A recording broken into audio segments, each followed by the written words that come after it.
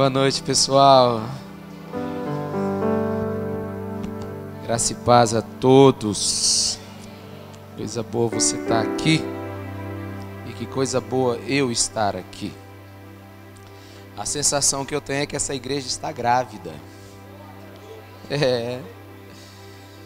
A sensação que eu tenho é que essa igreja está grávida.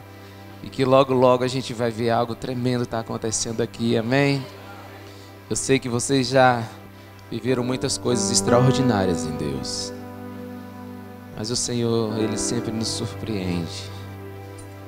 Jesus é o Jesus das surpresas e Jesus das boas surpresas. Diga para a pessoa que está do seu lado, o nível de preparo determina o nível do derramamento. É mais ou menos assim. A igreja, ela precisa estar no modo preparo. Existe um modo que fica nos aparelhos eletrônicos chamado stand-by, né? Stand-by. Na hora que você toca nele, ele funciona. E a igreja, ela precisa estar no modo preparo. Quando um casal fica grávido, eles começam a se preparar para 9 meses. Porque vai vir aquele bebê. Algo vai mudar. E quanto melhor é se preparar, melhor será a recepção daquela criança. É por isso que Deus é tão maravilhoso que Ele nos dá 9 meses para a gente poder se preparar para um filho. Porque é uma mudança radical na vida. Antes nos eram 1, agora eram uns 2, somos 2 e aí seremos 3. 3 ou 4 em alguns casos.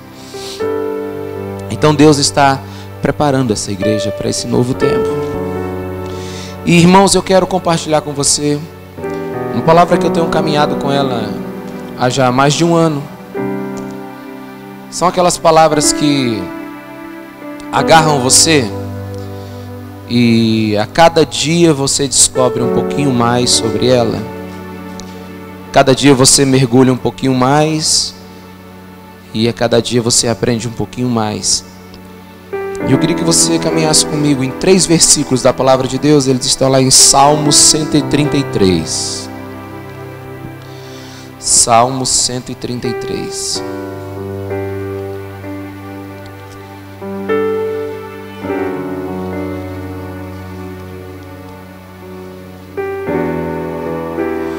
Confesso a você que eu cantei esse salmo durante muitos anos da minha infância. Mas tem pouco tempo que eu realmente comecei a entendê-lo. Eu quero ler na versão que tenho aqui. Na minha versão diz assim: como é bom e agradável quando os irmãos convivem em união. É como óleo precioso derramado sobre a cabeça, que desce pela barba, a barba de Arão, até a gola das suas vestes. É como o orvalho do Hermon, quando desce sobre os montes de Sião. Ali o Senhor concede a bênção da vida para sempre. Amém? Vamos orar. Senhor Jesus, aplica, ensina, aprofunda e revela a Tua palavra em nossas vidas agora. Eu te peço espírito de revelação e de discernimento nesse lugar. Espírito Santo de Deus, vem sobre nós. Nos abençoa, Jesus. Como precisamos do Senhor aqui agora. Obrigado por tudo aquilo que o Senhor já fez. E nos faz viver um tempo extraordinário agora. No deleite da Tua palavra, em nome de Jesus. Irmãos, eu tenho um pedido nessa noite. E não é que você apenas ouça essa palavra. Eu quero que você saia desse lugar carregando essa palavra. Amém? Eu já estou te pedindo para você carregar e você nem sabe o que você vai carregar. Mas eu vou te dizer que é algo bom. Então eu quero que você carregue essa palavra. E para isso eu quero te contar como mais ou menos isso começou na minha vida. Irmãos, eu estava lendo um livro há algum tempo atrás. Eu gosto muito de ler a palavra de Deus, ler livros. Eu gosto de ler tudo. Eu descanso lendo. E eu li um livro sobre uma missionária escreveu sobre os costumes de vários países onde ela visitou. Então ela fez um livro sobre os costumes desses países. E eu achei muito interessante esse livro por dois fatores inicialmente. Na verdade, eu estava lendo um livro que citou essa missionária, que citou esse livro. Eu fiquei bem curioso então. Dois fatores me chamaram a atenção. O primeiro é que essa missionária foi para um país. Era um país que eu não me lembro agora, era um país sul-americano. E ela foi ficar na casa de alguém. E ao chegar nessa casa, ela naturalmente foi dirigida ao quarto onde ela iria dormir. E ao lado da cama dela tinha um colchão. E perguntaram, e ela perguntou, por que esse colchão? Ele disse, é porque ainda a gente não achou uma pessoa para dormir com você, mas até a noite a gente acha, viu? Ela disse, como é? É porque aqui é um costume em nossa nação, em nossa terra, alguém não dormir desacompanhado. Seria uma desonra você dormir desacompanhado. Ela ficou pensando, meu Deus, eu vou ter que dormir com um estranho hoje. Me chamou a atenção esse fator. E eu fiquei pensando, como é que deve ter sido a estada daquela missionária, já que era cortesia você dormir com um estranho num quarto. Muitas vezes você gosta de dormir sozinho, mas ali ela tinha que dormir com um estranho. A outra história que me chamou a atenção, grave essa primeira, foi que ela estava no Quênia e um outro missionário tinha que fazer um depósito num banco, então ele foi com um queniano até o banco. Era uma caminhada de uns 15, 20 minutos. Mas essa caminhada durou 1h40. Porque é costume no Quênia. É costume no Quênia. E é algo, como é que eu posso dizer para você? Um desrespeito. Você encontrar alguém que você conhece e não conversar com ele. Então, toda hora que esse missionário, né, que essa pessoa que estava acompanhando esse missionário encontrava alguém, especialmente um amigo, eles paravam e ficavam conversando 10, 15 minutos. E isso durou 1h40. Então chegaram no banco. Ao chegar no banco, uma fila imensa como nos nossos bancos, mas logo a fila se dissolveu. E o missionário ficou muito empolgado. Aí na hora que o missionário estava indo para o caixa, o nativo, o queniano, segurou ele pela mão. Ele disse, não, nós teremos que voltar outra hora. Ele disse, não, nós vamos agora, porque todo mundo foi embora, né? Nossa oportunidade. Ele disse, não, você não está entendendo. É que a pessoa que o caixa está atendendo agora é muito amigo dela. E eles vão passar horas conversando agora.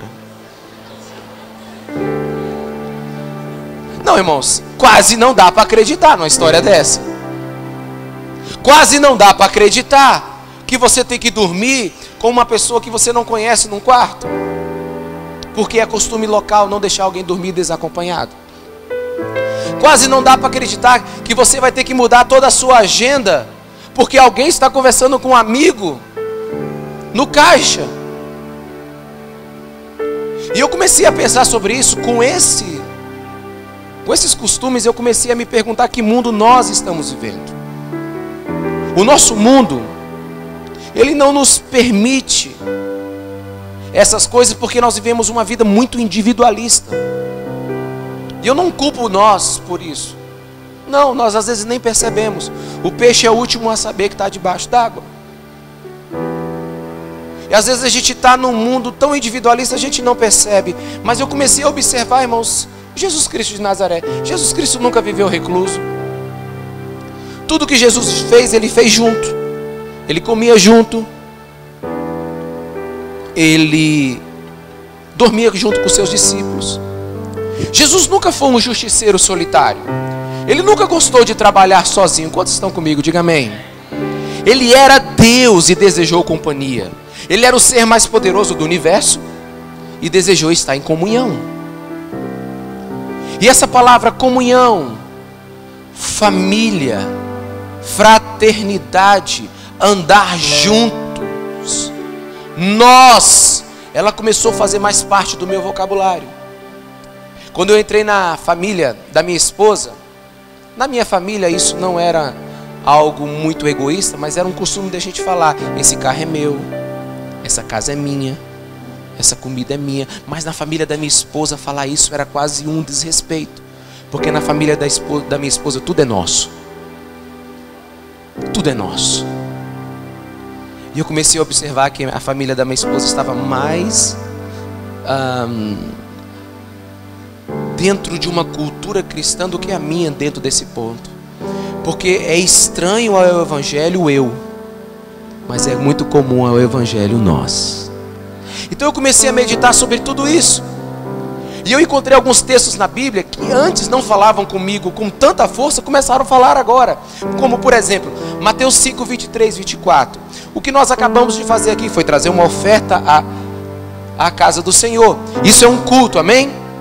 Mas Jesus está dizendo lá em Mateus 5, 23 e 24, se você veio ter comunhão comigo, se você veio cultuar comigo e falha na comunhão com seu irmão, olha o que Jesus está dizendo: me deixa aqui um pouquinho, deixe o culto aqui a mim um pouquinho, vai lá até o seu irmão, resolva o seu caso com ele e depois volte para estar comigo. Olha o que Jesus está pedindo: não venha me cultuar ainda, vá ao teu irmão, resolva e depois cultue comigo. Por quê, irmãos? Porque Jesus nunca disse que o nosso cristianismo seria do tipo eu e ele. Entenda o que eu estou falando. Eu amo essas músicas, eu amo a sua presença, eu desejo te ver, eu quero te tocar. Isso é o início de toda a caminhada cristã, a nossa intimidade com Deus. Mas tudo que começa com Cristo termina em pessoas. Tudo que tem origem no céu termina em pessoas. Toda a minha intimidade com Deus tem que ser expressa na minha comunhão com as pessoas. A salvação, irmãos, ela não te chama para uma vida individualista e solitária, mas ela te prepara para viver a verdadeira comunidade dos santos. Sabe, e é por causa desse estilo de vida que nós vivemos hoje, que nós conseguimos passar mais tempo com um smartphone do que com um irmão. A gente consegue passar mais tempo na televisão do que com uma pessoa. Irmãos, mas deixa Jesus falar um pouquinho no seu coração hoje. Deixa uma contracultura vir sobre a sua vida hoje. Você sabe por quê? Porque é estranho ao cristianismo independência e isolamento. É estranho ao cristianismo uma vida egoísta. Fale para a pessoa que está do seu lado: o cristianismo não funciona numa cultura individualista. É por isso que o salmista está dizendo como é bom e agradável que os irmãos vivam em união. Sabe, e talvez você não entenda a euforia de Davi aqui, irmãos, mas se você olhar na versão Almeida revisada, tem um ó, como é bom e agradável que os irmãos vivam em união. Quantos tem essa versão aí? Ó, né, irmão? É uma exclamação, é mais ou menos assim. Davi está dizendo assim: meu Deus, finalmente! Parece até brincadeira que nós estamos em comunhão. Davi está chamando a atenção para algo incrível. Por quê, irmãos? Porque no reino de Davi, Davi sempre teve que lidar com uma nação perseguida por inimigos do lado de fora e por pessoas que o dividiam do lado de dentro. Davi sempre teve que lidar com um reino que estava sob ataque. Mas esse salmo parece que Davi finalmente vê o seu reino desfrutando de uma verdadeira unidade. E a expressão no original, que tem na revista King James Fiel, é o seguinte: contemplai quão bom e quão agradável é para os irmãos habitarem em união no mesmo lugar. Que coisa boa é a gente estar junto. Porque a união entre irmãos nunca foi muito fácil na Bíblia, irmão. Já lembra de Caim e Abel? Você lembra de Jacó e Esaú? Até mesmo Paulo e Barnabé. Mas Davi estava dizendo assim: olha que maravilhoso é que nós estamos em união. Irmãos, existe um deleite no coração desse líder, me ouça. Existe um deleite no coração desse líder a ver o espírito fraternal repousando finalmente na sua casa. E ele disse: isso é tão interessante, é tão maravilhoso, que é como o óleo que desce sobre a cabeça e vai para a barba de Arão e toca na sua veste. Talvez a gente não entenda essa linguagem, mas o que Davi está dizendo, se você ler no original, ele está dizendo assim: é como um óleo que começa numa cabeça, passa por Arão e toca nas suas vestes sacerdotais. Diga, vestes sacerdotais. É muito interessante porque Arão tinha uma veste sacerdotal com 12 pedras que representavam as 12 tribos, 12 irmãos, 12 lugares, 12 povos, 12 tipos de gente. Mas Davi está dizendo: olha, isso é tão extraordinário que desce sobre a cabeça do corpo que hoje é Jesus Cristo de Nazaré, aleluia. E desce e toca nas 12 tribos e ambas se tornam uma só. A unção as une. E Davi, ele diz que essa unidade, a expressão, ela é desejada. Diga, a unidade é desejada. Mas na verdade, irmãos, a unidade é uma bênção. Ela é mais do que um plano, ela é uma dádiva. Ela é mais do que uma conquista. Ela é um milagre. E ele termina o texto. Ele termina o texto com uma figura de linguagem extraordinária. Ele fala de Hermon e Sião. Diga, Hermon, o monte mais alto que existe em Jerusalém. Diga, Sião, o mais baixo.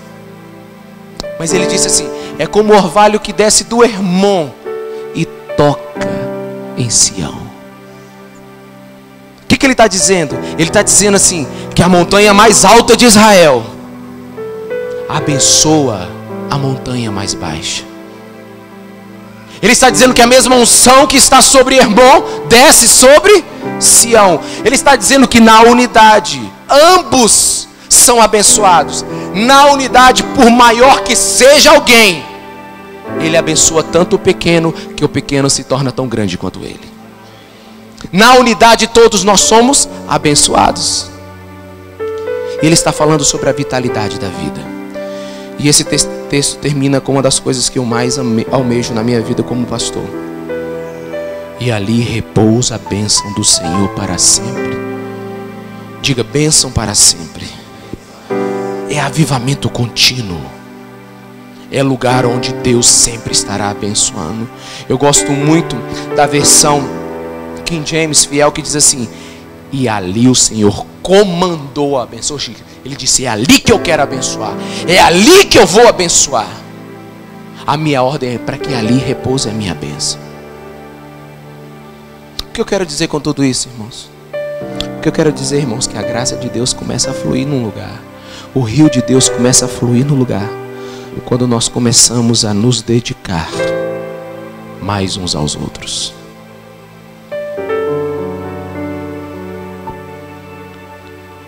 Pense numa coisa que eu vou lhe dizer.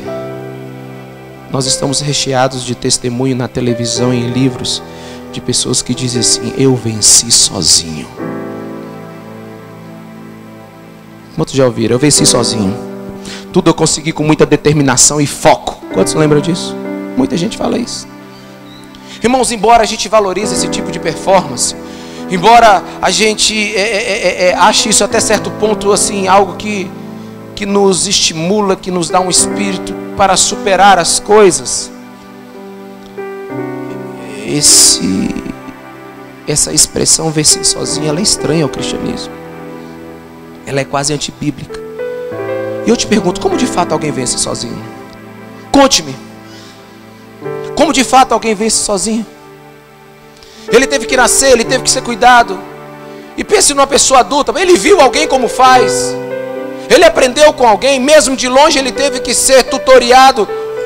Hoje as pessoas dizem que aprendem sozinho, mas elas estão atrás das respostas no Google, elas estão à resposta dos vídeos no YouTube. Quem vence sozinho nessa vida, meu irmão? Ninguém vence sozinho nesse mundo.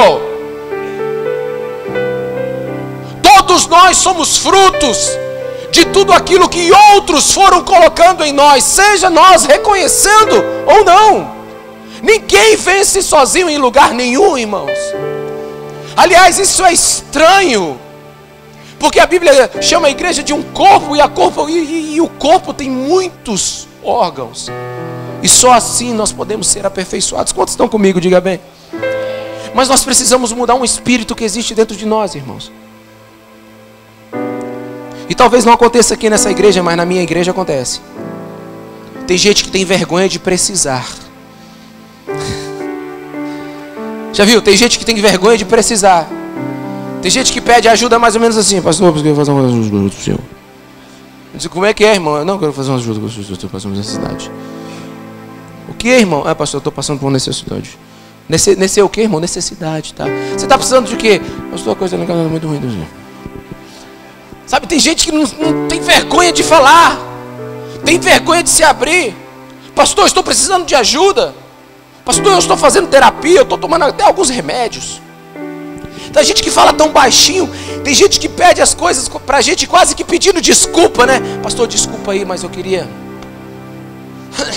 É esse espírito individualista que não nos permite sermos bênção na vida do outro. E às vezes nós adoecemos mais, irmãos, porque não entendemos que nascemos para conviver num ambiente de fraternidade e de unidade. A minha infância, a minha juventude foi muito boa. Eu tive muitas coisas que muita gente quis ter, né? Eu me lembro que meu pai me deu um jet ski. Acho que muita gente nem andou de jet ski, mas eu estou usando aqui para tentar compartilhar uma experiência com você. E eu liguei o jet ski fora da água. Mas eu achei bonito. Pá! Estragou. Ele tinha um barulhão bonito. Eu sempre gostei de tudo que queima gasolina. Eu nunca gostei muito de pipa, peão, essas coisas, mas se queimava combustível, irmão, eu gostava. Só que o jet ski deu problema, mano. Por quê? Porque o jet ski nasceu para ser ligado dentro da água. Tão simples. É uma moto aquática. Mas eu liguei ela e fiquei brincando com ela fora d'água. Porque o jet ski, ao funcionar, ele pega a água, joga no motor e esfria. Pega a água, joga no motor e esfria. E assim ele permanece. E eu liguei fora d'água, irmão. Tudo que funciona fora do seu ambiente quebra. Todo homem e mulher que quer viver fora de um ambiente de comunidade se arrebenta. Nós nascemos dentro de um ambiente. Deus nos criou para viver assim. Sabe, e eu quero logo... Eu sou advogado, então eu preparei os argumentos hoje aqui à noite, amém? Advogado é assim, irmão. Ele já pensa no que você vai perguntar. Mas alguns vão perguntar: ah, pastor, essa história está muito bonita aí, mas foi na comunidade que eu me machuquei. Mas foram pessoas que me machucaram, que me feriram. Mas eu tenho um contra-argumento para você: não será o isolamento que onde você vai encontrar a sua cura. Deixa eu te dizer uma verdade. A mesma comunidade que te machucou, é lá que você vai encontrar a cura. Irmãos, eu somente estou onde estou hoje pelos relacionamentos que eu tive, pelos relacionamentos que me fortaleceram. Eu somente estou hoje por causa desse atrito de gente com gente. Foram as minhas experiências relacionais que me forjaram para estar aqui. E acredite, durante essa caminhada, meus irmãos, muitos começaram comigo, mas alguns decidiram ser justiceiros solitários, alguns decidiram viver sozinhos, caíram, desistiram, morreram, uns se desesperaram, outros frustraram. Irmãos, mas eu quero te dizer uma verdade que precisa acompanhar essa igreja para ela viver um grande avivamento. Olhe para a pessoa que está do seu lado e diga assim: somente juntos podemos ser melhores. Eu sei que aqui é uma igreja boa, irmão. É uma igreja gostosa. É uma igreja boa de se estar. Mas olhe para a pessoa que está do seu lado e diz assim: nós podemos ser melhores. Irmãos, eu sou pastor de igreja. Eu mexo com gente, eu não sou um conferencista. Teu pastor sabe, eu gosto de ficar na minha igreja. Eu gosto de ficar em gabinete, eu gosto de atender gente. Se eu não estou na igreja, eu estou na minha casa. Eu sou família. Tem muita gente que sonha com um ministério que voa para todo lado. Não, meu ministério, eu gosto de ficar repousado num lugar. Eu gosto de estar num lugar, irmãos. Depois eu quero te dizer, eu conheço igreja. Eu fui batizado com 10 anos. Desde os 4 anos eu estou na igreja. Eu tenho 40 anos hoje. Eu vivi a minha vida na igreja. Irmãos, eu sei que igreja é uma bagunça, irmãos. Olha o tanto de gente esquisita que tem na igreja. É só você olhar para a pessoa que está do seu lado. Olha que pessoa esquisita, irmão. Uma pessoa com um nariz desse, irmão, não é normal. Presta atenção. Olha para mim. Olha para mim, irmão.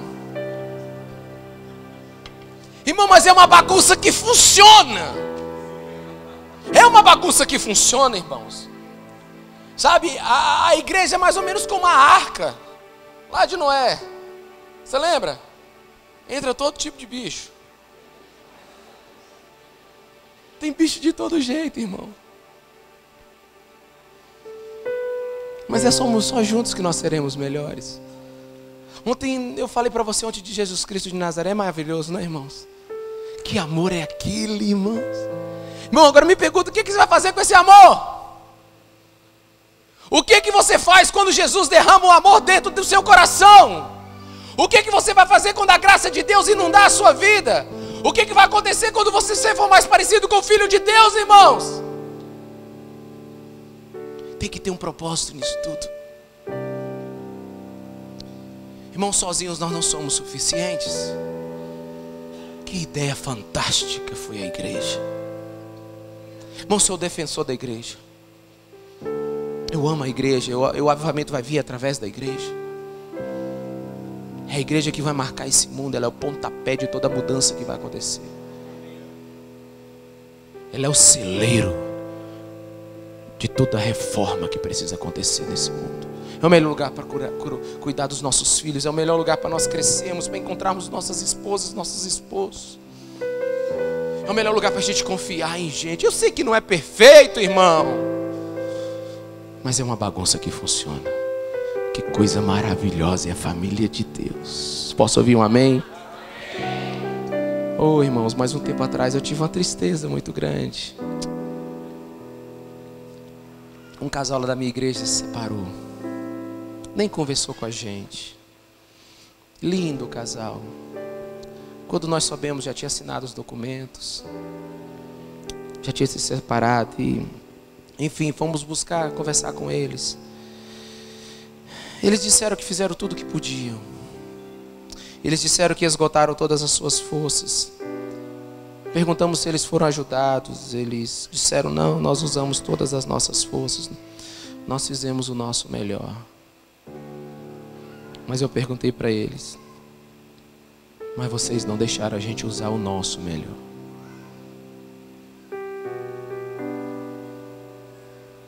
Nem sempre o seu melhor é o suficiente, irmão.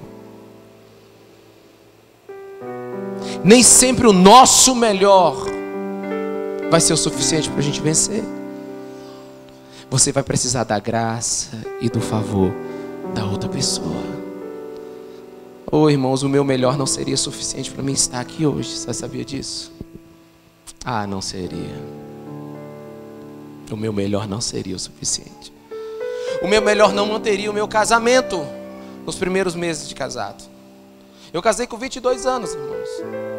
Com muita vontade e pouca sabedoria.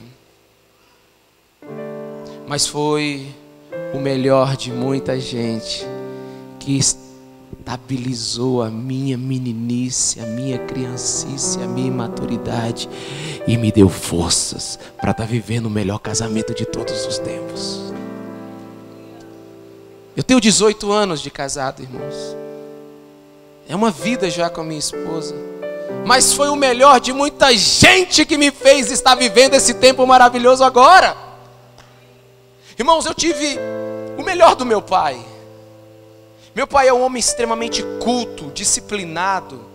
Meu pai é um homem que me ensinou a gostar de ler.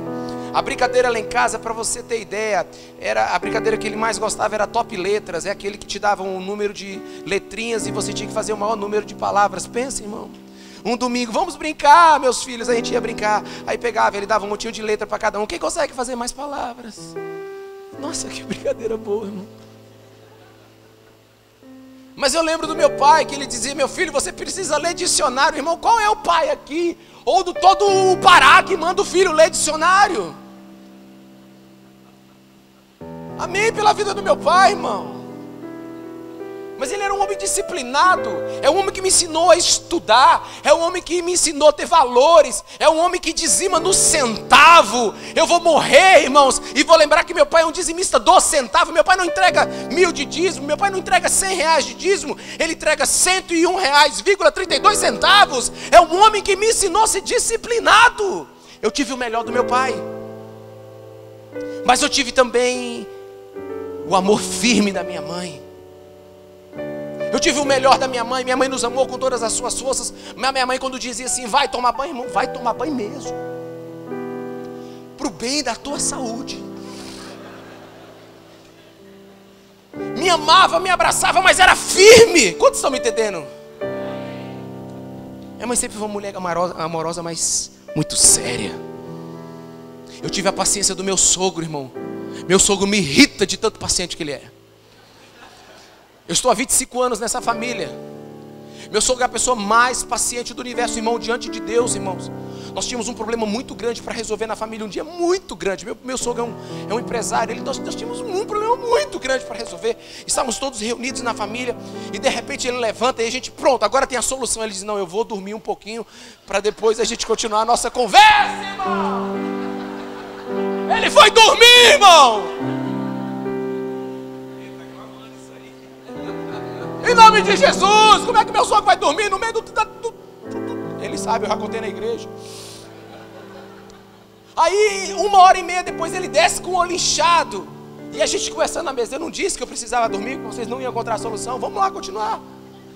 Irmão, é um poço de paciência. Eu nunca vi daquele jeito. Eu tive a bondade da minha sogra, irmão. Nunca vi mulher mais bondosa no mundo. Caridosa. Misericordiosa. Ah, mãe, eu tive o coração alegre do meu pastor. O meu pastor é um homem alegre. Você pergunta para ele aí, pastor Nonato, como é que estão as coisas? Ele disse, tá bom demais, e o que não tá bom vai ficar. Se ele chegar, se você for na minha igreja lá, e ele não chegou ainda, quando ele chegar ele vai dizer assim, igreja, todo mundo fica assustado assim com ele assim. Mas ele dá 2 glória a Deus ali, aleluia, está sorrindo. Eu sei das lutas que meu pastor passa, mas ele é um homem que está sempre esperançoso. O melhor dele me fez olhar o mundo da maneira diferente. Eu tenho, irmãos, a incrível capacidade de se relacionar à minha esposa. Minha esposa tem 28 ouvidos e meia boca. A pessoa que conversa com a minha esposa, ela gosta de conversar. Comigo eu resolvo em meia hora, com a minha esposa a pessoa conversa o dia todo. Porque na medida que você começa a conversar, minha esposa começa a olhar para você assim. Ela começa a comer as suas palavras e você, eu quero conversar com você. E você fica conversando com ela horas. Ela tem um jeito de resolver as coisas. Irmãos, tantas outras pessoas que passaram pela minha vida. Professores, pastores, tantos homens, irmãos, o meu melhor não faria eu chegar até aqui. Por isso que nós temos que aprender que beleza é essa de viver uma família. Sozinho vai demorar um pouco mais, irmãos. Sozinho vai demorar muito. Eu tenho um grupo de pessoas que eu divido, irmãos, minhas experiências com eles. Nós passamos a tarde inteira conversando hoje sobre experiências. A mesa, a comunhão, o partir do pão, o olhar para o outro, o conversar. Quantos estão me entendendo? Diga amém. Isso que é a coisa bela da vida, irmãos. Ou como podia ter um cataclisma na internet por uns 30 dias. Tá certo, como é que a gente ia pagar nossas contas? Nem ia pagar coisa boa. Mas imagina o tanto que nós teríamos que conversar. Quando falta energia, o celular acaba, a gente tem que olhar para a cara do outro. Quantos estão me entendendo? Diga amém, irmãos. Irmãos, eu não tento ouvir Deus sozinho. Eu tenho pessoas que ministram o meu coração. Eu preciso de gente na minha caminhada para eu ser melhor. Nós precisamos. É para isso que a igreja está aqui. É para isso, irmãos, é para isso. E a gente tem que estar, grávido dessa fraternidade, para Deus derramar um grande derramamento, um grande unção sobre nós, um grande avivamento. Quantos aqui dirigem? Dirige de verdade, de verdade. Que tiraram a carteira de verdade. Irmãos, quem já bateu o carro aqui dizendo assim, eu nem percebi? Tem um negócio chamado no carro ponto cego, já viu? Está provado cientificamente, tem um ponto cego. Você está dirigindo aqui normal e você olha para um lado e não vê nada. E quando vai, e bate. Por quê? Tem um ponto cego no carro, irmãos. Está provado. Eu quero te dizer que todos nós temos um ponto cego em nossa vida, irmão. Você já viu aquela pessoa que todo mundo diz para ela que ela é daquele jeito e ela não vê? Pois é, ela está com um ponto cego, irmãos. Precisamos de outros para ver tudo sobre nós e o que Deus tem para nós. Quantos estão me entendendo, amém, irmãos? Sabe, você precisa da igreja para que os pontos cegos na sua vida não te façam bater nas coisas da vida. Eu lembro uma vez que eu estava preparando uma reunião, isso eu nunca vou esquecer, toda vez que eu prego essa mensagem eu me lembro disso. Nós temos uma conferência de milhares de jovens lá em Imperatriz. E eu preparava essa conferência numa tarde, sentava no meu computador, ali digitando todas as coisas que precisavam ser passadas, as direções, as equipes, enfim. Aí chamava todo o pessoal da liderança e passava para ela os folhetinhos, um para eles. E eu achava que eu estava fazendo o máximo com aquilo ali. Até o pastor, que hoje está liderando a Aliança Jovem comigo, o pastor Joane, ele levantou o dia assim: pastor, o que é que nós estamos fazendo assim? Com todo respeito, o que é que nós estamos fazendo aqui mesmo? Eu digo, nós estamos decidindo as coisas da conferência. Não, o Senhor já trouxe tudo decidido. Nós estamos aqui só para executar. O Senhor quer-nos para lhe ajudar a decidir ou quer só para a gente executar suas ordens? Eu digo, ele é moreno, eu digo, eita negão desaforado. Eu falei, é verdade, Joane. Esse era um ponto cego na minha vida. Irmãos, eu gastava 3 horas para arrumar uma conferência. Hoje eu gasto 3 meses. Porque é uma reunião após reunião. É uma pergunta. Porque todo mundo tem ideia, né? Já viu? Você marca uma reunião para bater ideia. A outra para poder ver se as ideias dão certo. A outra para saber quais ideias. Irmãos, dá mais trabalho. Mas é junto que nós vamos construir o reino de Deus. Eu sei que nem todas as pessoas são aptas a nos ajudar, irmãos. Mas tem muita gente boa aqui para poder fazer você crescer rápido. Olha, se você está com problema financeiro, não vai alguém que está quebrado não, irmão. Vai no empresário que está se dando bem na cidade. Vai num homem que tem as finanças organizadas. Amém? Aleluia? Não vai pegar conversa com qualquer um, não. Se você quer que o seu casamento fique bom, veja alguém que já tem uns 30 anos de casado, irmão. Pergunta para ele o que você está fazendo, meu irmão. Como é que você faz para deixar a patroa feliz? Né? Ou você, mulher, pergunta para ela como é que você suporta seu marido tanto tempo. Sabe, essas experiências são boas para a vida da gente. Se você quer criar os seus filhos de maneira adequada, quantos estão me entendendo, irmãos? Irmão, desculpa por eu estar sendo tão simples. Desculpa, irmão, mas a vida é tão simples. Irmãos, é simples ser feliz. Diga, é simples ser feliz. Agora olhe para o seu irmão e diz, é difícil, é ser simples. A gente quer complicar tudo. Quantos estão me entendendo, amém, irmãos? Irmão, a gente precisa viver esse novo tempo. Quer criar filhos, irmão? Pergunte a alguém que já criou. Alguém que já está com os filhos tudo lá na casa do Senhor. O cara já virou, sabe? Pergunta, como é que você fez? Como é que você lidou com seu filho na sua adolescência? Pergunte para ele. Não fica dando murro e ponta de faca. Não tente viver a vida sozinho. Aproveite o melhor dos outros. Olha, irmão, a multidão que tem aqui. Aqui tem conhecimento suficiente para todos serem bem-sucedidos. Basta parar para a gente ouvir.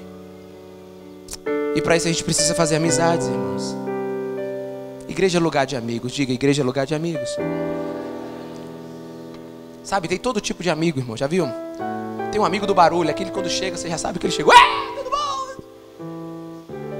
Quando ele sai, fica um silêncio.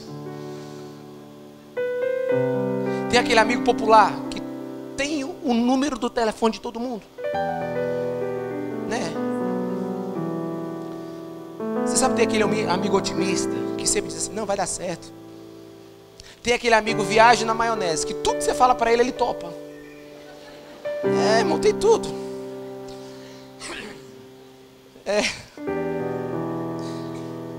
Não tem aquele amigo sábio que para tudo ele tem um provérbio.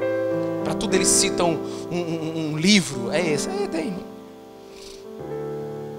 Tem amigo para todo jeito. E a gente precisa descobrir esses amigos. Porque é com amigo que a gente pode ser nós mesmos, irmão. E igreja é terreno de amizade. Igreja é terreno de comunhão, irmãos. Uma vez eu estava vendo a propaganda da Caloi.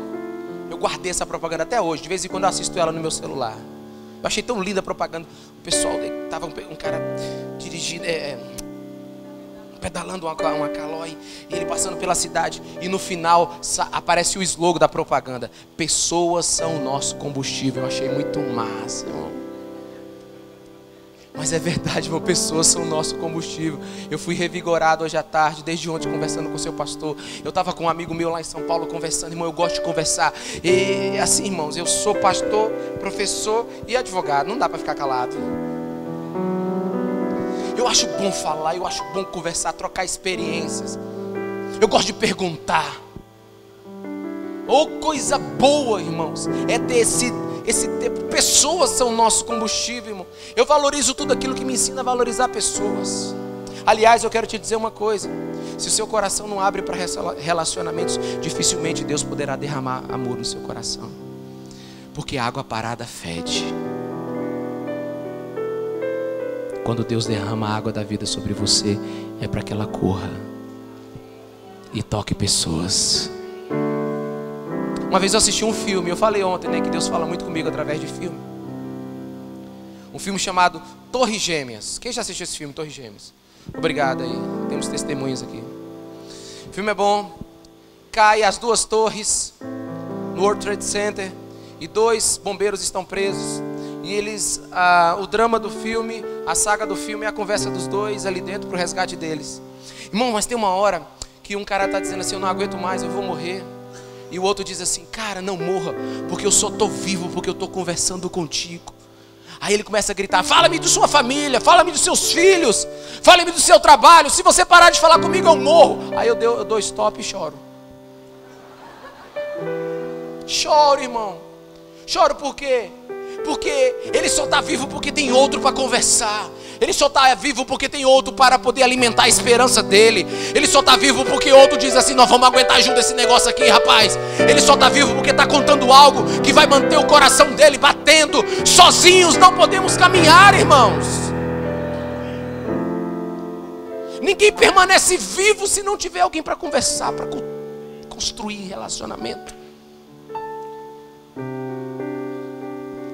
Aí eu me lembro da parte do filme que um ex-recruta da marinha, não sei, depois que sabe que as torres caem, ele começa também a procurar as pessoas. E ele então chega lá no lugar, e um dos que estão presos lá embaixo, ele começa a bater em um ferro. Então ele ouve, bota a cabeça dentro daquele escombro e grita: tem alguém aí? O cara diz: tem, eu estou aqui, eu estou há muito tempo aqui, eu estou muito machucado. E ele diz: pode deixar que eu vou sair para trazer ajuda. Ele disse: não vai embora não, eu estou sozinho aqui. Aí o cara diz o seguinte: não se preocupe, eu não vou te deixar, porque a minha missão é você.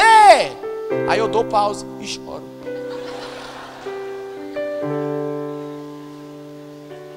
Irmão, como é que alguém não consegue ficar esperando alguém se a sua missão é Ele? Já pensou alguém chegar para você: não se preocupe, porque hoje a minha missão é a sua vida. Hoje eu estou aqui para poder te manter em pé. Irmão, pensa no que nós precisamos, irmãos. Tem muita gente que está de pé por causa de comprimido, mas comprimido não conversa com ninguém, irmão. Comprimido não ouve. Comprimido não fala. Nós precisamos, irmão. Deixa eu te falar, ei, deixa eu te dar uma revelação do céu. Você é gente e precisa conversar.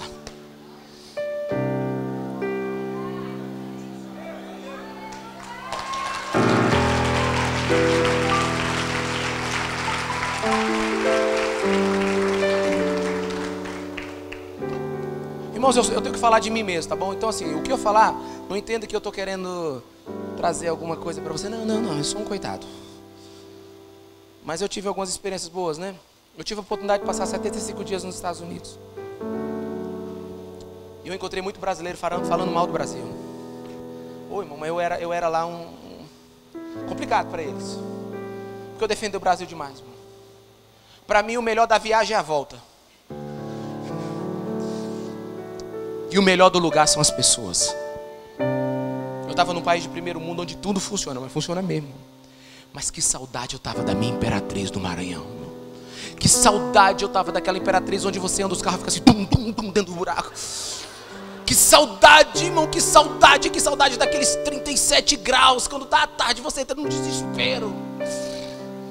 Que saudade, irmão, sabe por quê? Porque é lá que está a minha igreja, é lá que estão os meus amigos, é lá que está o meu pastor, é lá que está minha mãe, meu pai, é lá que está tudo aquilo que me faz estar vivo, porque o melhor do lugar não são os prédios, o melhor do lugar não são as lojas, o melhor do lugar não é o hospital, o melhor do lugar não é a praia, o melhor do lugar são as pessoas, irmãos. São pessoas que tornam o lugar maravilhoso. E a igreja tem que ser esse lugar onde as pessoas chegam e dizem assim, eu estou achando bem bom aqui, estou achando gostoso aqui, não sei o que é, não precisa achar não, mas fica aqui. Eu gosto muito lembrei agora, pastor Jeremias, da 8ª de presbiteriana de Belo Horizonte. Ele disse que oraram muitos anos, ungir a calçada da igreja, ungir a igreja, para que a igreja fosse um lugar gostoso para as pessoas, né? Uma família. Aí ele disse, ele conta o testemunho, irmão, isso é por conta dele, viu? Ele diz que conta o testemunho de uma irmã que faz parte da igreja hoje. Ela estava deprimida, aí ela subia na calçada da igreja e disse, que coisa boa, gente. Ela descia, ai, que coisa ruim, gente. Que coisa boa, gente. Ela disse, ai, que coisa ruim. Aí ela ficou na calçada da igreja, que coisa boa. Se ele exagerou, eu não sei, irmãos. Mas você sabe no lugar onde... Quem é o irmão que me recepcionou com um abraço? Cadê ele? Cadê ele? Sai lá de fora, irmão, o culto já começou. Tá ali. Ele me deu um abraço, irmão. Que coisa boa. Sabe, um abraço demorado. Tem gente que se você dá um abraço muito demorado nele, ele fica assim, ó. Sabe, porque deixou de ser gente e começou a parecer bicho. Desculpa, irmão, eu prometi pro pastor que eu ia ser cuidadoso com as minhas palavras aqui. Tá bom, você quer viver solitário? Pois eu vou te dar um presente agora. I am God. Eu sou Deus agora. Acabei de virar Deus. E vou fazer de você a única pessoa nesse universo. Só você. Aí você chega lá em Belém, entra naquele shopping bonito, no Grão-Pará. Tem um restaurante lá, irmão, que os anjos que preparam aquelas comidas. Aí você tá sozinho, você lá pega aquele monte de camarão, os maiores. Você faz aí come, sozinho, não tem fila. Aí você sai do shopping, aí você entra na loja da Michael Kors. As mulheres ficam tudo doidas, né? Só sapato, só não sei o quê. Aí você que é homem, é o único no mundo, você entra logo lá na concessionária da Toyota. Hilux, acelera, pro outro lado. Aí você vai e viaja o mundo todo, mas você é sozinho. E você vai ser feliz, sabe por quê? Porque você não vai sofrer críticas. Você não será rejeitado. Aliás, você vai ser o Todo-Poderoso. Vai desfrutar do mar, aquela suíte do hotel que você nunca foi. Vai lá na Casa Branca, sentar na mesa redonda, a oval, na sala oval. Você vai comer as melhores coisas, irmãos. Você vai ter tudo, só que sozinho. Quem quer essa vida, irmão? Irmãos, um pobre com amigos é mais rico do que um rico solitário. Nós nascemos para estar juntos.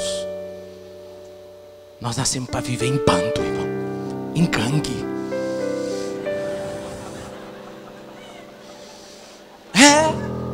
Te dá segurança. Uma vez... irmão, tem paciência comigo, por favor. Eu estou com vontade de pregar hoje, mas eu estou com vontade de pregar, irmão. Eu tenho tanto para dizer essa noite, me ajuda. Eu estava lá em casa, a gente fez oração durante 2 anos e 8 meses seguidos, depois das 10 horas. Seguidos lá em casa. Já chegou a ter 300 pessoas na minha casa orando. Aí eu me lembro, irmãos, quando dava 9h40, vinha, porque assim, no começo da igreja ninguém tinha dinheiro. Jovem era tudo quebrado. Agora Jesus está dando a melhorada, comprou uma motinha, né? Aquela em 76 prestações, é um negócio maravilhoso. Mas todo mundo vinha, irmãos, era tão engraçado. Eu lembro como se fosse hoje, eu quase morro de rir quando eu lembro. Passaram 2 caras assim meio, né? Assim, você fica assim, meio com medo, né? 10 horas da noite. Aí eles passaram na frente da minha casa. Aí, irmão, a galera da igreja, era bem uns 40, dobraram de uma vez assim a rua. Sabe, eu acho que eles sabem vindo da vigília, já vieram. Irmão, esses 2 caras, irmão, 2 caras desse tamanho, só fizeram assim, ó. Vazaram. Você sabe por quê, irmão? Quando você anda em gangue, em bando, você anda protegido. Eu quase morro de rir.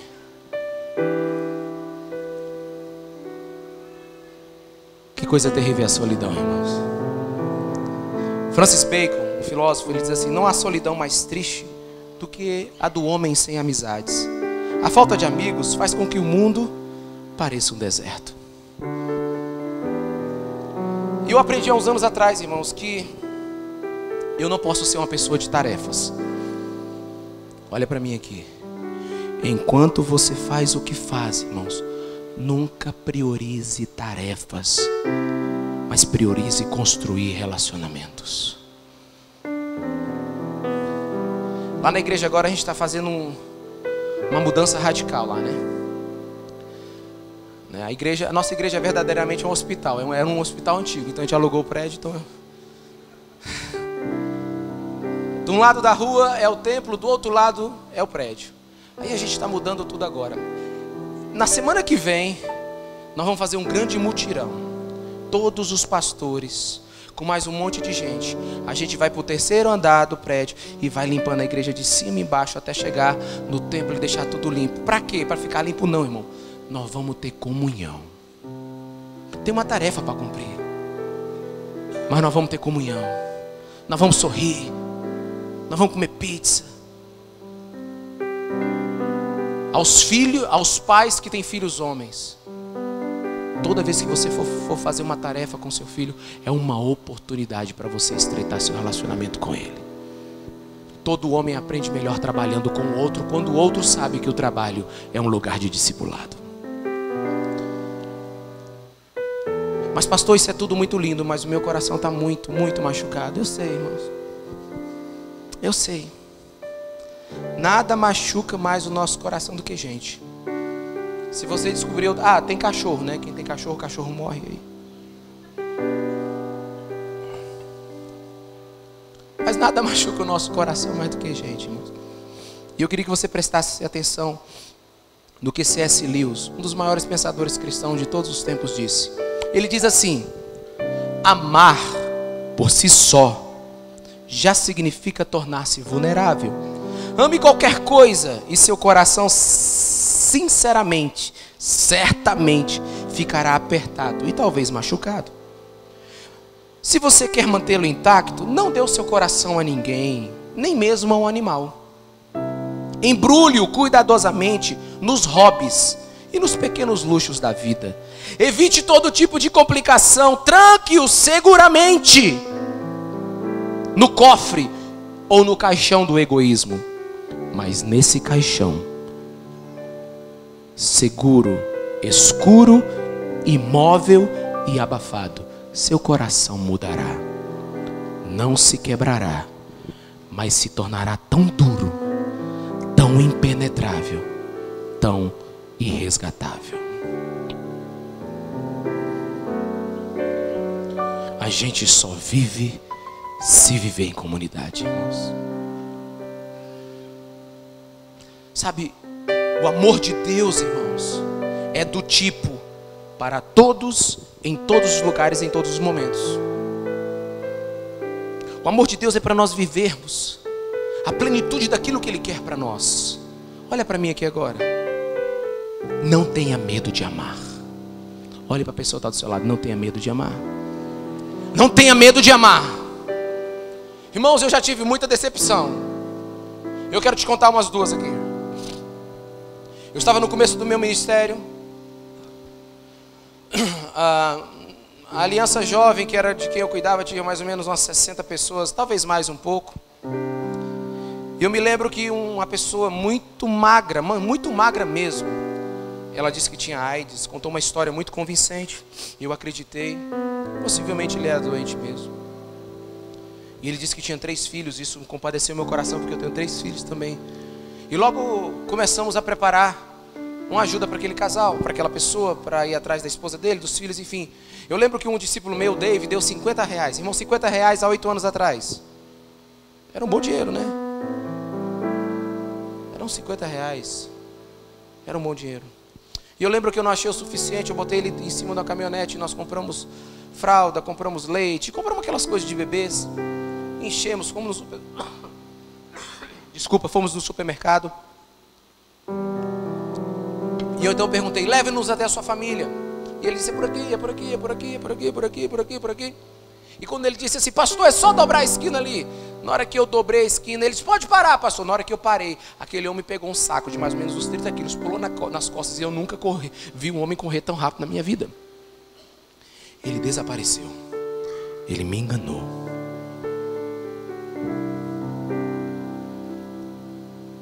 Eu fui para casa. Falei: Deus, eu não vou confiar mais em ninguém. Eu não vou confiar mais em ninguém. E assim foram muitas experiências na minha vida, irmãos. Mas um dia, meditando sobre o amor de Deus, eu comecei a falar: Deus, o Senhor fez eu confiar em tanta gente. E muita gente me passou para trás. Aí Deus falou assim: Ricardo, presta atenção. É o amor que te fez acontecer. Eu anotei essa frase e falei: Deus, que frase interessante. Eu sei que as pessoas que eu derramei amor, talvez elas não valorizaram, mas o amor que eu derramei para elas me transformou. É o amor que me fez acontecer. Irmãos, o amor é a única coisa que você recebe quando dá. Ninguém tem amor enquanto não dá. Tem muita gente querendo receber amor, mas a via do amor é: na medida que você dá, ele volta para você. O amor funciona como um bumerangue. Pode lançar ele, que ele vai voltar até você. Irmãos, escolhi amar. Eu escolhi amar. Escolher amar para não se ferir é escolher não viver. E algumas pessoas que você não as amar, elas se tornarão tão piores do que você possa imaginar. O amor cura, o amor transforma. Irmão, corra o risco. O amor liberta. Nenhuma dor nessa vida será maior do que a dor de não amar.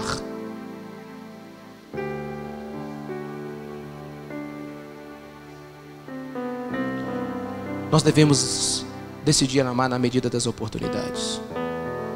Jesus nunca passou uma lista de pessoas que ele iria amar no próximo dia, irmãos. Ele amava a todos quanto podia, enquanto caminhava. Existem oportunidades lindas de amar. Eu vou contar de mim mesmo, irmão, mas eu vou contar uma do meu pastor. Uma vez eu estava no shopping e eu fui pagar o meu cartão de estacionamento. E um cara estava com aquele milkshake do Bob's, aquele ovo maltine de 750 ml. Aquela coisa extraordinária que tem lá no céu que o anjo prepara. Irmãos, mas eu quero te dizer, eu não olhei para o cara que estava com o ovo maltine na mão. Eu olhei para o olho da moça que estava olhando para o ovo maltine, a mulher que faz o pagamento. Ela disse para outra assim: olha lá aquele milkshake. Eu consegui ler nos lábios dela. Você viu aquele? Ela disse: se pudesse. Eu, senhor, desculpa. As duas lá. Aí, sabe, alguma coisa veio no meu coração e disse assim: eu vou fazer alguma coisa para elas lá. Fui subir lá. Aí eu fui comprar um milkshake. Me dá o médio aí lá. Eu digo: médio? Não, me dá o grande. Me dá o... Bota tudo que tem direito. Fazer pá. Vou engordar aquela moça hoje. Peguei. Aí fiquei aqui. Aí elas estavam lá. Aí eu paguei. Ela não tinha troco, irmão. Esperei uns 5 minutos pelo troco. Eu digo: Deus, o senhor estava testando meu amor. O senhor tem troco? Eu tenho não, filho. Eu tenho 2 milkshakes que eu estou doido para dar para vocês. Mas você não me dá meu troco. Aí ela me deu o troco. Aí eu peguei os 2 milkshakes e passei por baixo assim, quase não passa. Entreguei para ela assim. Aí fiz assim. Mas minha vontade era ficar olhando. Aí eu fui embora. Mas aí, irmão, eu não aguentei, irmão. Eu olhei para trás. Eu fiz igual a mulher de Ló. Ainda bem que não virei sal. Mas eu olhei para trás, irmão. Na hora que eu olhei para trás, a outra estava dizendo assim: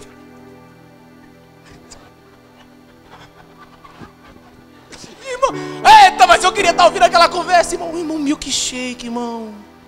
Tão pouco. Uma vez eu estava saindo do escritório, eu estava aprendendo a ouvir a voz de Deus ainda. Irmã, e eu passei, o Espírito Santo falou no meu coração: volta, fala com aquela senhora. Aí eu não dei ouvidos. No terceiro quarteirão eu não aguentei, dei a volta. Aí eu desci do meu carro, irmãos. Eu falei: boa tarde, como é que está a senhora? Ela disse: meu filho, boa tarde. Aí eu disse: eu estou descendo aqui, eu nem sei, eu quero dar um abraço na senhora. Aí na hora que eu dei um abraço nela, ela começou a chorar. Oh, meu filho, era tudo que eu queria nessa tarde. Eu digo: meu Deus, tão pouco. Tão pouco. Desde esse dia, toda vez que eu passo lá, ela me cumprimenta. Ela foi até na igreja. Oportunidade de amar, irmãos. Nós descobrimos a igreja, o que o meu pastor fazia no descanso dele. Nós não sabíamos o que o meu pastor fazia no descanso dele. No descanso dele, depois de uma certa hora, ele ia com o carro para frente do Socorrão. E ficava com o carro lá na frente do Socorrão. Alguém quer táxi? Alguém quer táxi? Aí a pessoa dizia assim: eu quero, eu vou levar o senhor. Quanto é? Eu disse: não é nada. Disse: não é nada? Não, eu quero só levar, eu sou pastor. E eu queria muito ajudar você. Eu queria levar você para sua casa. Ela disse: coisa boa. Aí levava as pessoas e tal. Passava o dia levando as pessoas. Táxi grátis.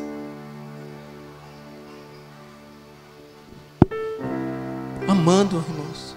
Me lembro demais que eu precisei aprender a virar gente, irmão. Irmãos, diante de Deus, eu fui pastor durante muito tempo. E era assim, o pastor Nonato falava assim: Ricardo, você vai pregar na igreja. Eu digo: amém, vou pregar na igreja. Aí eu chegava na igreja.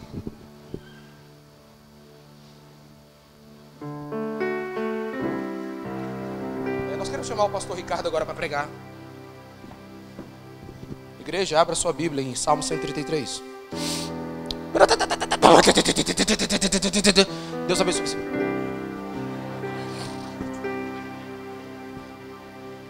Um dia desse eu estou entrando na igreja. Na hora que eu estou dentro da igreja, minha esposa segura assim: ei, eu digo: o que foi? Você é pastor da igreja. As pessoas estão aqui, conversa com eles, fala bom dia, boa tarde, boa noite, seja gente. Aí eu cheguei: oi, irmão, tudo bom, como é que vai? Tudo bom, irmão? Está nos visitando? Não, pastor, tem 10 anos que eu estou aqui. Ô, irmão, desculpa. Oi, tudo bom?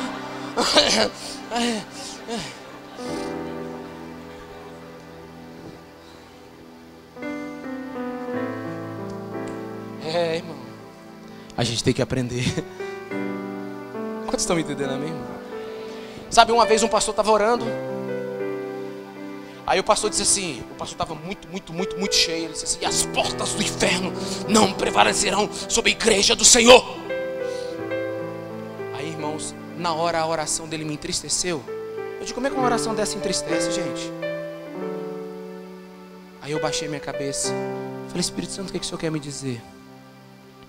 Ele disse: meu filho, quantas portas na sua vida você já arrebentou? Eu digo: uma. Por quê? Porque eu perdi a chave. Irmãos, tem muitas pessoas que o evangelho ainda não entrou porta adentro na vida delas, porque você não usou a chave. A gente sempre imagina a gente arrebentando a porta. Deus está entrando na sua vida. Não, irmãos.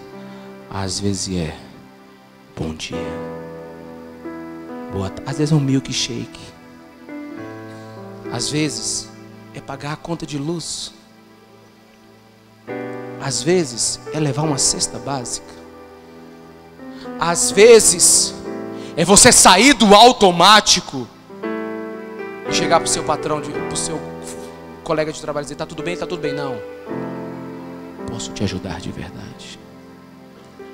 O amor, a fraternidade, a comunhão abre todas as chaves. Como é que Deus pode derramar um avivamento sobre nós, irmãos, se ainda nós temos um espírito que não é fraternal? Ô, pastor, mas as pessoas não são perfeitas. E eu não sei, irmão. Tem muita gente esquisita no mundo, inclusive eu e você. As circunstâncias da vida não são perfeitas. Você não é pessoa, as pessoas não são perfeitas. Esqueça o ideal, viva o real. Valorize quem está do seu lado. Tem gente que valoriza mais falhas do que virtudes em alguém. Ah, pastor, mas os meus melhores amigos me traíram. Irmãos, feridas de amigos a gente escreve na areia da praia, para quando vier a primeira onda, a gente apagar. Muitas pessoas reclamam: ah, pastor, essa mensagem não funciona comigo porque eu não tenho amigos. Irmão, deixa eu te dizer um segredo revelado do céu. Quem não tem amigo é porque nunca decidiu ser amigo de ninguém. No dia que você decidir ser amigo de alguém, você vai ter um amigo. Relacionamento muitas vezes começam mal, irmãos, mas a gente não pode mudar o começo, mas pode mudar o final. Dá até música. Relacionamentos às vezes começam mal. A gente não pode mudar o começo, mas pode mudar o final. Quando o assunto é viver em comunhão, em unidade, irmãos, a pergunta não é devo fazer, não. A pergunta é por que não fazer. Quantos estão me entendendo? Diga amém. Colin Hightower diz assim: para surgir um amigo é preciso conhecer um estranho. Shakespeare diz assim: ninguém sabe onde tem um amigo, basta procurá-lo. Irmãos, não dá para a gente viver essa vida sozinho. Sabe, a igreja precisa ser esse lugar onde mude a atmosfera de como a gente vê o outro, amém? Sabe, nós precisamos ver o outro com os olhos de Jesus. Jesus sempre passou por alguém, e por pior que fosse essa pessoa, come on, olha para mim, por pior que fosse essa pessoa, ele encontrou algo bom nessa pessoa pelo qual valeria a pena ele morrer. Sempre. Sempre. Sabe, eu estava conversando com o seu pastor, a gente tem uma cultura muito esquisita hoje. Se o cara vai bem arrumadinho, conversando ali com a Lana, a gente está bem arrumadinho. Aí o cara disse assim: vai fazer exame de fezes?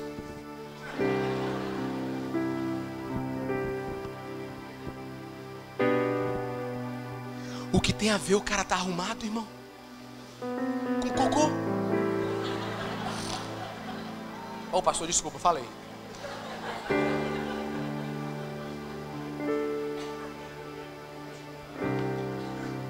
A pessoa chega no horário, você diz assim: vai chover canivete. Elogia a criatura. Cria uma atmosfera de fraternidade. A pessoa, meu irmão, que maravilha, como você está elegante. A pessoa chega com um sapatinho novo, você logo quer pisar em cima. Meu Deus, que espírito é esse? Que cultura dos infernos é essa, irmão? A pessoa faz uma coisa certa, finalmente fez. Estou espantado contigo, irmão. Estou espantado com a gente que não sabe valorizar as coisas boas. Eu estou espantado com a gente que não sabe impulsionar o outro, servir o outro. Sabe o que precisa acontecer na igreja para ter um avivamento? Uma cultura do incentivo. Nós precisamos hoje olhar para o outro e servir o outro. Irmãos, o nosso olhar aborta ou faz nascer alguém. Imagina a pessoa está pregando aqui, primeira vez que ela vem pregar. Primeira vez. Vem cá, amiga, vem cá tu. Você é da igreja, é? É, né? Faz parte aqui do... Tá bom, obrigado. Se fosse visitante, eu ia até pena de ti, mas sobe aqui. Qual é teu nome? Fernando. Deus abençoe você, Fernando.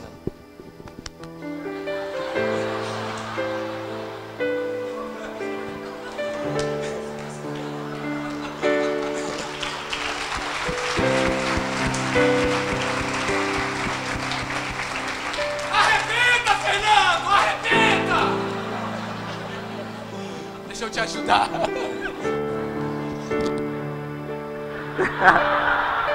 O coração do Fernando, irmão, tá no jeito aqui. Eu prometo que eu nunca mais faço isso com você, tá bom? Mas você fica esperto, viu?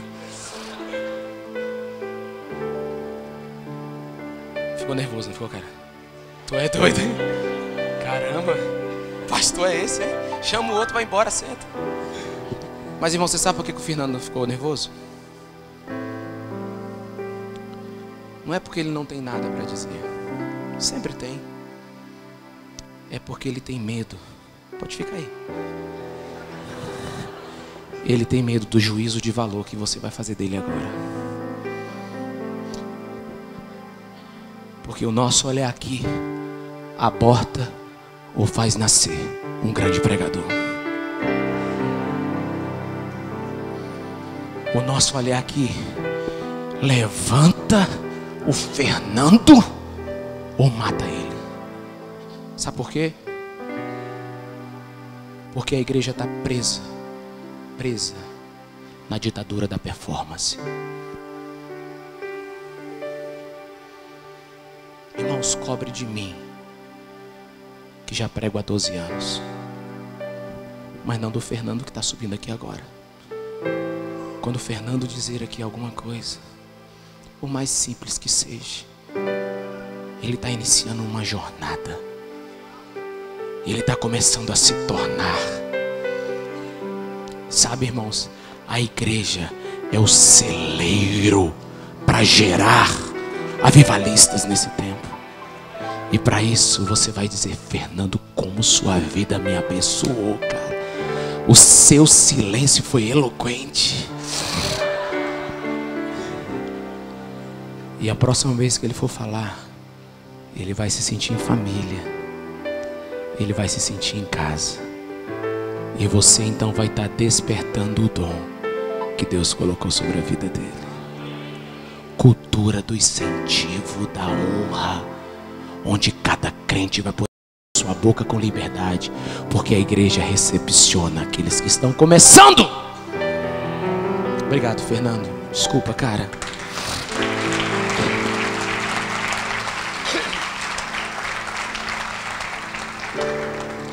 Repita comigo, irmãos, e eu estou começando a terminar.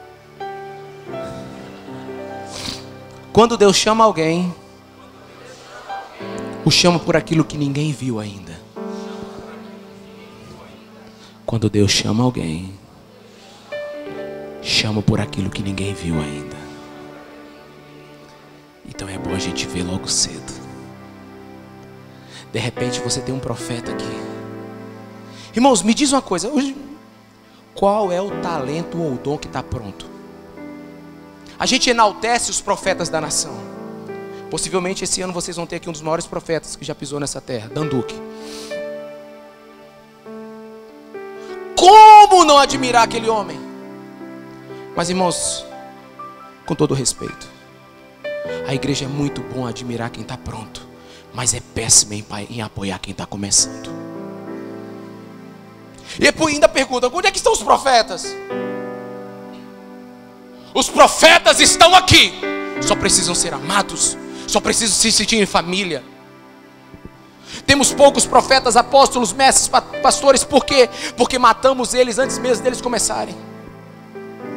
Não olhe para as pessoas pelo que você está vendo, mas olhe por aquilo que Deus já disse que elas serão.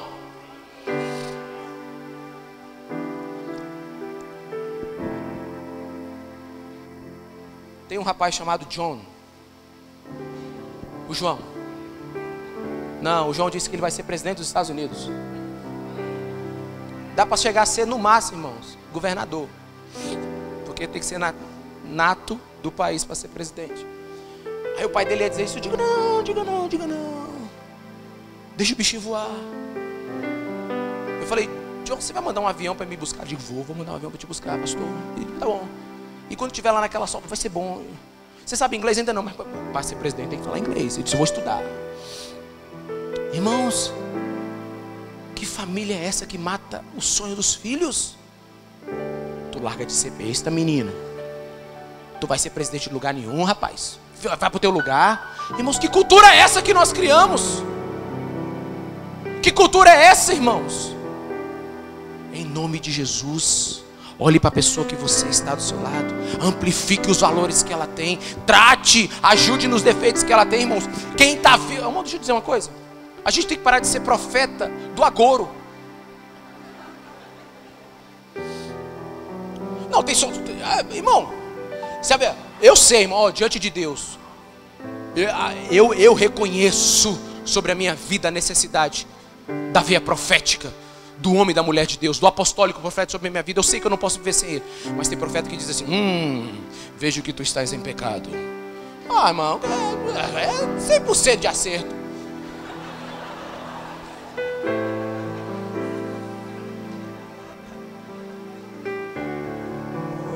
A Bíblia diz que quem não peca é mentiroso.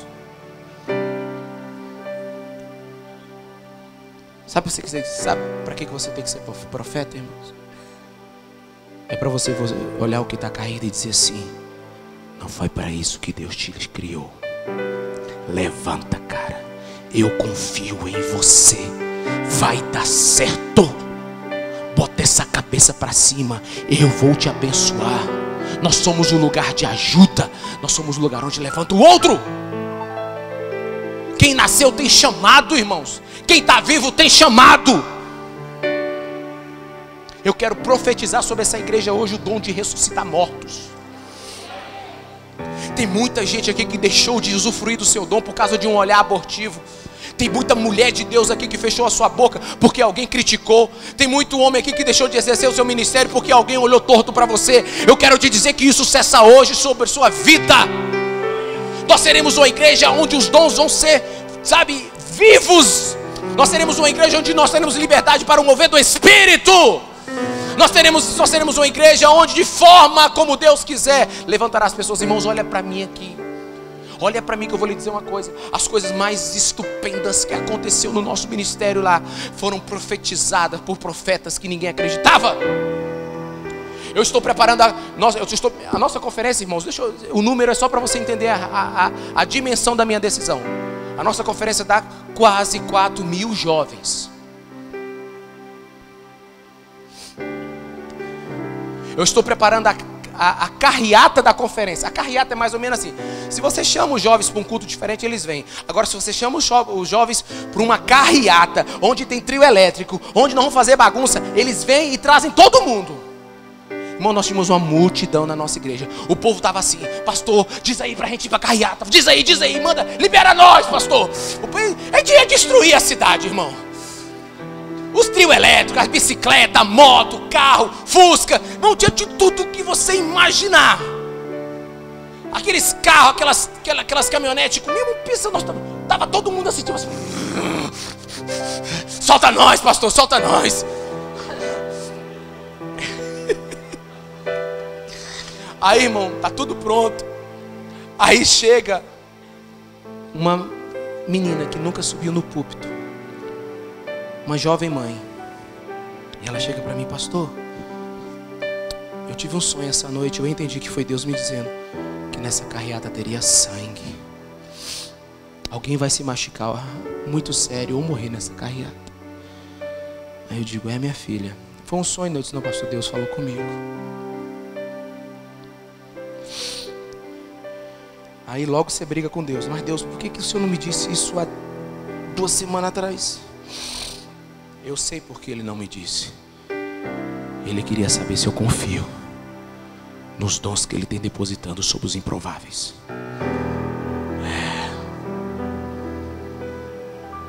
Meu coração aperta. Uma responsabilidade de uma decisão tão grande. Tantos gastos, tanta organização. Igreja, todo mundo todo desesperado. Só para dizer a largada. Eu quero dar um recado para vocês. Diz aí, pastor, vamos destruir. O jovem estava tudo enfumaçado, irmão, estava tudo pegando fogo. Não teremos mais carreata. Todo mundo ficou quieto. Por quê, pastor? Porque Deus nos deu um livramento hoje. Aí eu falei: pastor Gustavo, pode pagar os trios, pode liberar, tira seu carro das ruas, entra todo mundo se der, e vamos fazer o culto aqui. Foi a decisão mais certa que eu tomei na minha vida, irmãos. E esses dias Deus ministrou meu coração e eu chorei muito. Como eu chorei, obrigado. Eu falei: obrigado, Jesus, que eu estou ouvindo a tua voz. Naquela passagem dos 5 pães e 2 peixinhos, a Bíblia diz que foram contados 5.000 homens. Diga, 5.000 homens. Mas a solução não veio dos que foram contados. A solução veio daqueles que nem contados foram vem de uma criança. Às vezes a provisão profética, às vezes a direção vem de alguém que Deus ainda está treinando e levantando. E cabe à igreja, à família fraternal de Deus, olhar e levantar aquele menininho e dizer: salva a gente da fome. Quantos estão entendendo o que eu vou dizer? Temos que sonhar juntos, irmãos. Temos que sonhar juntos. Aliás, olha para a pessoa que está do seu lado e diz assim: meu irmão, eu orei a semana toda para estar do teu lado. Diz assim: eu sou carente de você. Quantos podem adorar Jesus e dizer amém? Irmãos, cristianismo é comunitário. Cristianismo é servir uns aos outros. Cristianismo é lavar os pés dos outros. Cristianismo é nos preocupar uns com os outros.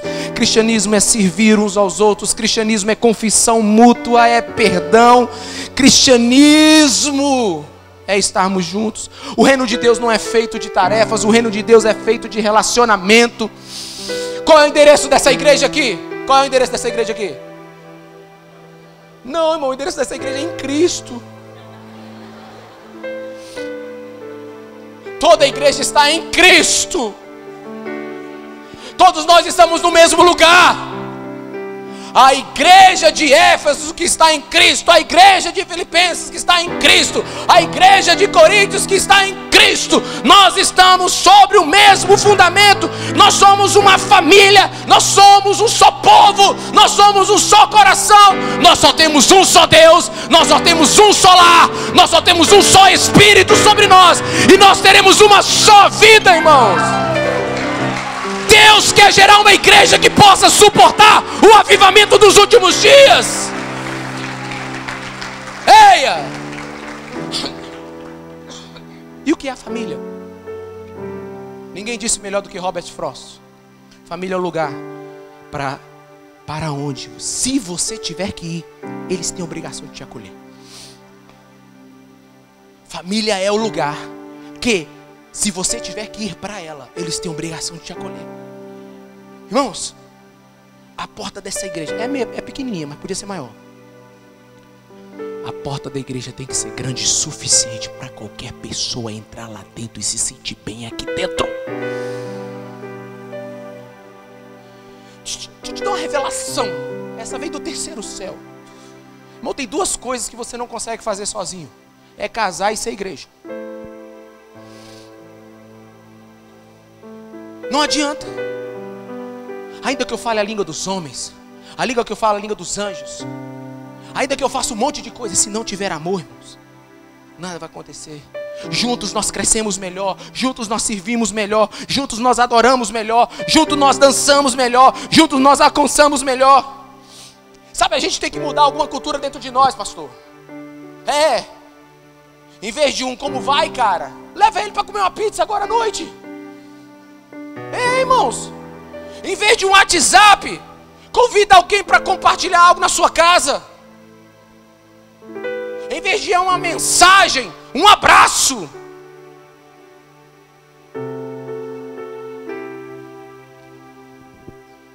Você pode adorar com a multidão, mas você não pode ter comunhão com a multidão. Já pensou no dia da ceia? Tem um irmão que você bloqueou ele do seu lado?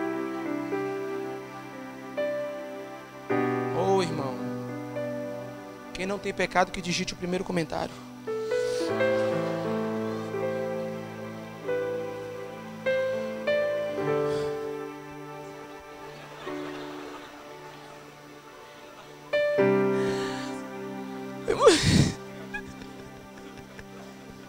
Irmão, para onde você olha?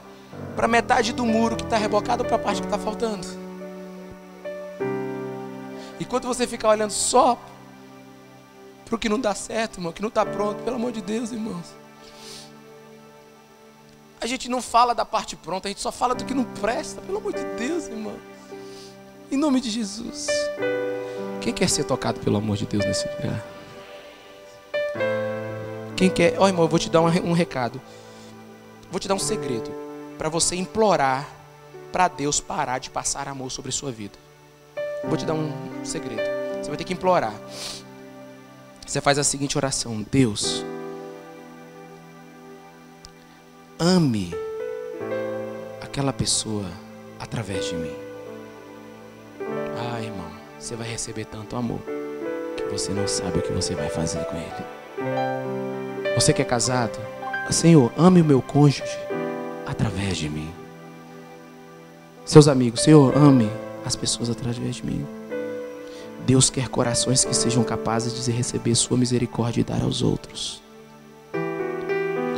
Ame as pessoas através de mim, Jesus.